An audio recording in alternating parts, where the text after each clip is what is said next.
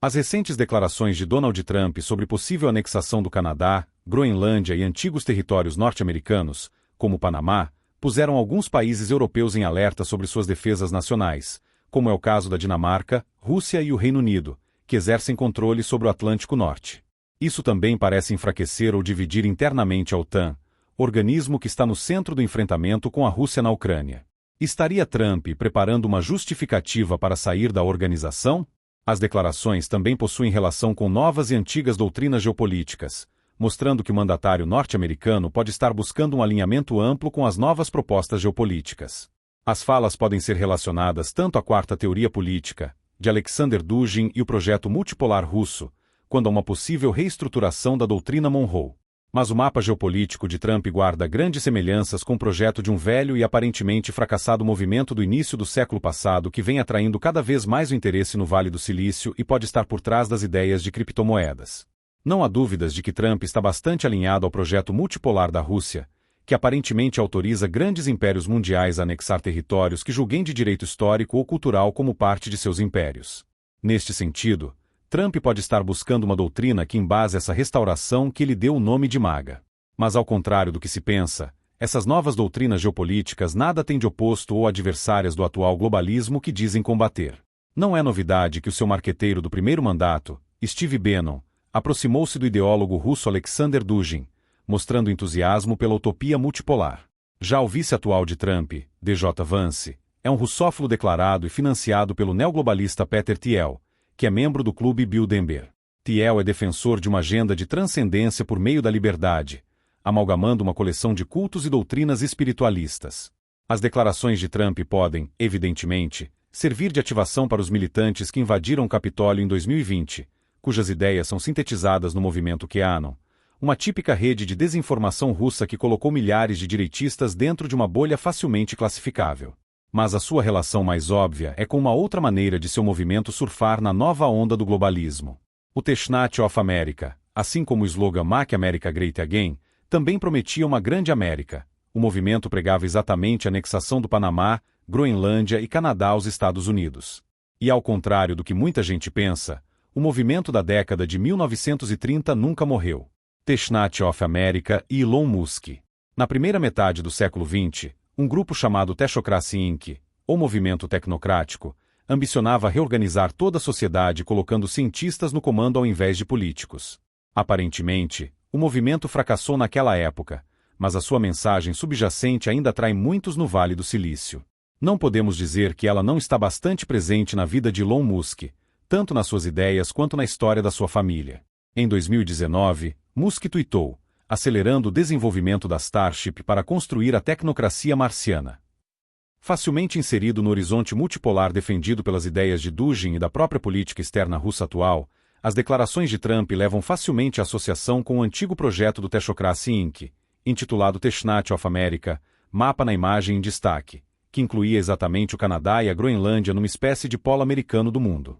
Trata-se de um projeto do movimento tecnocrático, surgido nos anos 1920 e 1930, nos Estados Unidos e Canadá, que defendia uma sociedade governada por engenheiros, cientistas e outros especialistas técnicos, em vez de políticos, algo semelhante à ideologia positivista de Augusto Comte, que domina o oficialato brasileiro desde os tempos imperiais. O Teshnat seria uma reorganização da sociedade norte-americana baseada na eficiência técnica, controle total dos recursos e a economia por meio de ciência e tecnologia. O avô de Elon Musk, Joshua Haldeman, se interessou pelas ideias da Technocracy Inc. durante sua juventude no Canadá. Ele se envolveu com o movimento durante os anos 1930 e 1940, quando a organização ganhou força em meio às dificuldades da Grande Depressão. A Technocracy Inc. criticava o capitalismo e o socialismo, propondo a distribuição de recursos com base no consumo energético e no bem-estar geral, em vez de depender de sistemas monetários tradicionais, criptomoedas.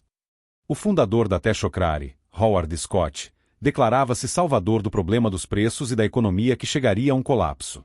Sob o Teshnat, seremos responsáveis pela saúde e bem-estar de cada ser humano, declarou. Isso é mais do que qualquer governo político já fez. Um dos projetos dos tecnocratas da época era a famosa renda básica universal, que seria de $1.000 mensais. O contexto em que surgiu a utopia da Technocracy era o da ameaça de perda de empregos que seriam substituídos por máquinas, algo que guarda grande similaridade com o atual sucesso da inteligência artificial. Geograficamente, o Teshnat of America era uma espécie de domínio do norte cujo mapa abrangia do Panamá ao Polo Norte. Originalmente, a tecnocracia manteve-se viva nos políticos democratas. O empreendedor do Vale do Silício Andrew Yang buscou a nomeação democrata para presidente dos Estados Unidos em 2020, fazendo campanha de uma renda básica universal. Mas os republicanos vêm flertando facilmente com essa doutrina. A mudança alegada de Musk, que disse ter votado muito tempo nos democratas, parece ser um sinal dessa mudança. Na cúpula mundial de governos em Dubai em 2017, Elon Musk expressou seu apoio a uma renda básica garantida. Desemprego em massa será um desafio social massivo, Musk alertou. Ecoando palavras que seu avô provavelmente proferiu muitas vezes, Musk concluiu: haverá cada vez menos empregos que um robô não possa fazer melhor. Com a automação virá a abundância. Um dos termos mais usados na indústria da tecnologia é disrupção, que significa rompimento de paradigma de um período histórico para um salto qualitativo em matéria de produção e inovação. Esta tem sido a marca da nova era do globalismo, que aponta para um cada vez mais forte e persuasivo antissistemismo com vias de uma ampliação e maior abrangência. Durante a pandemia, cresceu a aversão à chamada Big Tech. Atualmente, tanto Musk quanto Zuckerberg, os maiores representantes do grupo, parecem estar cada dia mais alinhados às novas prerrogativas libertárias. Bill Gates, que se aproxima de Trump causando ainda mais confusão entre conservadores, parece ir no mesmo sentido. Será que veremos os mestres das Big Techs se tornarem heróis para os conservadores? Misticismo e tecnocracia. Quando se fala em tecnocracia, a primeira ideia que vem à mente é o materialismo, utilitarismo, etc. Essa parece ter sido a tônica de grande parte do último século, apesar de movimentos paralelos que agora ressurgem num novo espiritualismo embasado justamente na tecnologia. Hoje a multipolaridade russa que orienta ideias geopolíticas como o BRICS ressurge sob um manto de tradições ancestrais e mitos regionais, lastros das novas epistemes que orientarão um novo contexto de igualitarismo relativista supostamente hierárquico de Dugin.